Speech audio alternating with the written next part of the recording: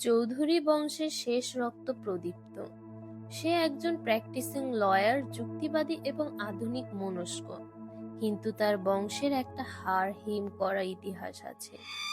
বিগত ৩ প্রজন্ম ধরে এই বংশের কোনো পুরুষ সদস্যই ৩৪ বছর বয়সের বেশি বাঁচেনি। প্রদীপ্তর বাবা, জ্যাঠা, এমনকি তার দাদাও ঠিক ৩৪ বছর বয়সে পৌঁছানোর পর হুট করে পাগল হয়ে যান এবং নিজের হাত নিজের দাঁত দিয়ে কামড়ে ছিঁড়ে রক্তক্ষরণে মারা যান। ২০২৬ সালের মে মাসে প্রদীপ্তর বয়স ৩৪ বছরে পা দিল। সে ভাবল এটা হয়তো কোনো বংশগত মানসিক রোগ। সে বিষয়টি খতিয়ে দেখতে গ্রামে তাদের ৩০০ বছরের পুরনো পরিত্যক্ত রাজবাড়িতে গেল। সেখানে গিয়ে মাটির তলার এক গোপন কুঠুরিতে সে খুঁজে পেল তাদের বংশের আদিপুরুষ নীলকণ্ঠ চৌধুরীর একটি তৈলচিত্র এবং তার স্বীকারোক্তি। ১৭০০ সালের দিকে নীলকণ্ঠ চৌধুরী ছিলেন এক নিষ্ঠুর জমিদার।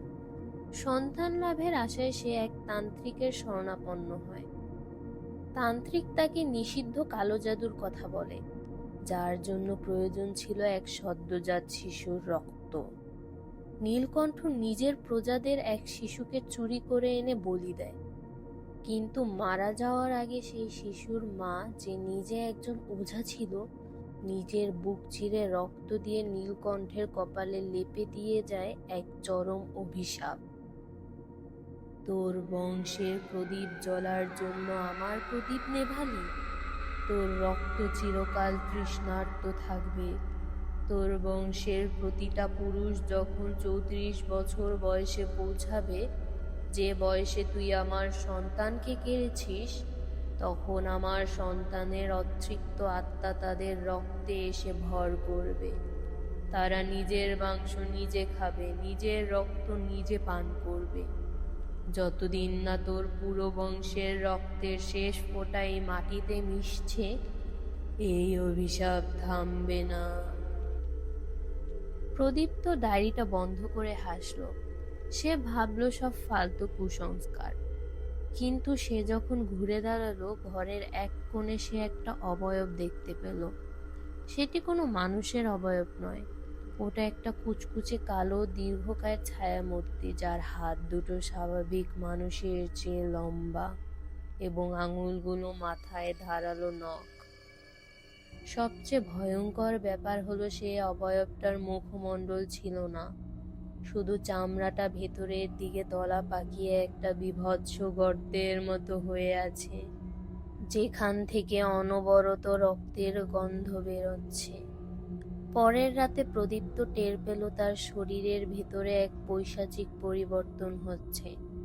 তার ক্ষুধা এমন কিছু চাইছিল যা মানুষ খাওয়ার উপযুক্ত নয়। প্রতি রাতে সেই মুখহীন অবয়বটি তার বিছানার পাশে এসে দাঁড়াতো এবং প্রদীপ্তকে স্পর্শ করত। প্রদীপ্ত নিজের ওপর নিয়ন্ত্রণ হারাতে শুরু করল। ৩৪ বছর পূর্ণ হওয়ার ঠিক আগের রাতে প্রদীপ্ত আয়নার সামনে দাঁড়ালো। আয়নায় সে নিজের চেহারা দেখে শিউরে উঠল। তার চোখের মণি সম্পূর্ণ কালো হয়ে গেছে। হঠাৎ তার ডান হাতটা নিজের ইচ্ছার বিরুদ্ধে অবশ হয়ে গেল এবং নিজে নিজেই তার মুখের কাছে উঠে এলো।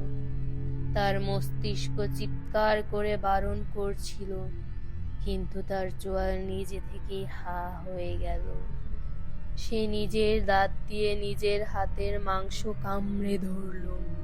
তীব্র যন্ত্রণায় সে মেঝেতে লুটিয়ে পড়ল, কিন্তু তার হাত থামল না। সে নিজেই নিজের মাংস ছিঁড়ে খেতে লাগলো। ঘরের কোণে দাঁড়িয়ে সেই মুখহীন অবয়বটি তখন তৃপ্তির সাথে হাসছিল। প্রদীপ্ত যখন শেষ নিঃশ্বাস ত্যাগ করল, ঠিক তখনই তার মৃত শরীরটা একটি ঝাঁকুনি দিয়ে উঠল। তার বন্ধ চোখ দুটো খুলে গেল, কিন্তু সেই চোখে কোনো মানুষের দৃষ্টি ছিল না। প্রদীপ্তর লাশটা রোবটের মতো খাড়া হয়ে দাঁড়িয়ে গেল। ঘরের কোণায় দাঁড়িয়ে থাকা সেই মুখহীন দীর্ঘকায় অবয়বটি আস্তে আস্তে প্রদীপ্তর শরীরের ভেতরে হেঁটে ঢুকে গেল। সেই অভিশাপ চৌধুরী বংশের পুরুষদের শুধু মারেই না, তাদের শরীরগুলোকে এক একটা জীবন্ত পুতুলে পরিণত করে।